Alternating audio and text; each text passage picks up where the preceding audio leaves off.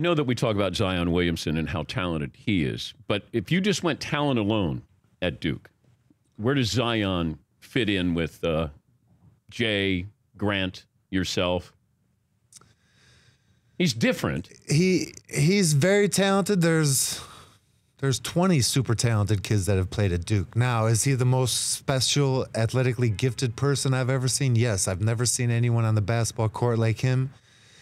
If you took Bo Jackson and turned him 6'7" and put him on the basketball court, he might be close. But Zion's a combo of Shaq down low. When Shaq got the ball within 6 feet of the bucket, there's nothing you could do. When Zion gets it down there, there's not much you can do. He reminds me of LeBron a little bit in the full court situation, and then he reminds me of Charles Barkley in terms of how he pursues the ball, how strong he is with the ball, how bouncy he is. How would you guard him? I would back way off him and make him hit 10 three-pointers to score 30 points. There's no dunks, no layups, nothing in the lane. Back off him. Would you talk to him? No, I would not talk to him. Oh, come on. I would say, go ahead, shoot that shot right there. And if you make it, then that's how you'll have to beat us. But the 21-year-old Christian Laettner, what would he say to Zion Williamson if he's guarding him? You know, when I was 21 and Grant was a freshman, every day he walked into practice, I would throw him the ball and say, come dunk on me. And I would stand right underneath the hoop, and I'd let him start at the three-point line, and I would challenge him every day to dunk on me.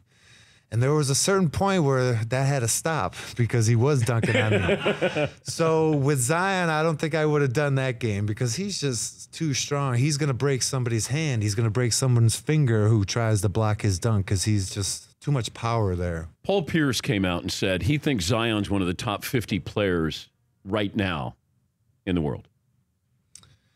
He is unique. I've never seen a physical specimen quite like him.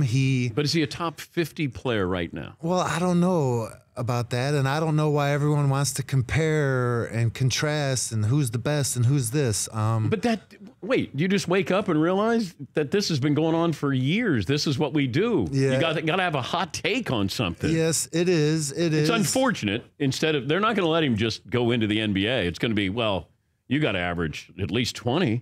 What's wrong with you? You're averaging 17 and 7 and 4. And that's not going to be good enough for people, especially if he ends up with this franchise here in New York.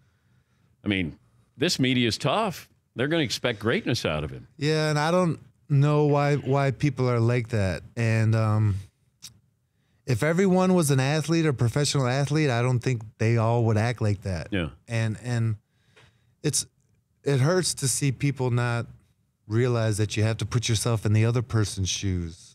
And I'm sure I don't put myself in the media's shoes a lot, but the media has to put themselves in the athlete's shoes sometimes also and realize that it's a tough situation, it's tough expectations, but my only hope is that Zion doesn't get hurt for the next 5 years, because if he never gets hurt, then we're going to see some unbelievable dunks, some unbelievable blocks in the NBA. For more Dan Patrick Show, tune to Audience Channel 239 on DirecTV or download the Dan Patrick Show app.